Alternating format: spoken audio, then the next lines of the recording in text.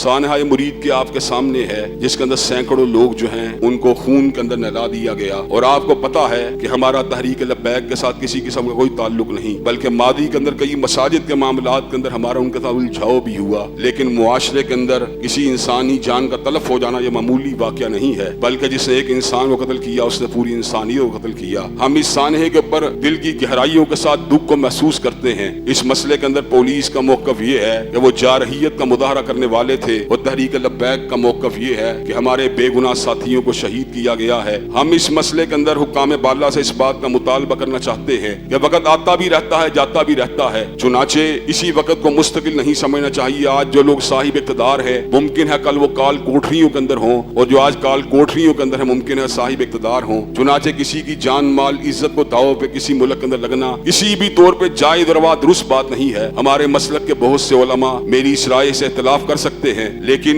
میرا اپنا ایک نقطہ نظر ہے، میں ظلم کی ہر صورت کے اندر مخالفت کرتا ہوں، اس کی ہر حالت کے اندر مذمت کرتا ہوں، اور میں حکومت وقت سے اس بات کا مطالبہ بھی کرتا ہوں کہ اس معاملے کی انکوائری کے لیے ایک جوڈیشل کمیشن کو قائم ہونا چاہیے جس کے اندر حقائق کو جمع کیا جائے، اور غیر جانبدار جج جو ہیں ان حقائق کو قوم کے سامنے لے کے آئے۔ جو ذمہ دار ہے ان کو کڑی سزا ملنی چاہیے، اور جو بے گناہ ہیں ان کو اس اعتبار سے ریلیف ملنا چاہیے۔ اگر ہمارے ملک کے اندر انصاف اور عدل کا بول بالا نہ ہوا تو آئندہ کسی دوسرے گروہ کو کسی دوسری جماعت کو بھی ٹارگٹ کیا جا سکتا ہے۔ چنانچہ ہمیں ہر حالت کے اندر جہاں بھی کہیں ظلم ہو، چاہے اپنوں کے ساتھ ہو یا بیگانوں کے ساتھ ہو، چاہے اپنے ہم حیالوں کے ساتھ ہو یا نظریاتی مخالفوں کے ساتھ ہو، اس کی بھرپور طور پر مذمت کرنی چاہیے۔ اللہ تبارک و تعالی ہمارے ملک کو امن و سکون کا گہوارہ بنائے، اور یہ جو ملک کے اندر ہر چیز کو جبر کے ساتھ دبانے کی ریت چل نکلی ہے، اللہ تبارک و تعالی اس ریت کو ختم فرمائے، ہمارے ملک کو امن کا، سکون کا اور اسی طرح اعتدال کا گہوارہ بنائے، سننے سنانے کی، ایک دوسرے کو برداشت کرنے کی، ایک دوسرے کے ساتھ رہنے کی صلاحیت دے۔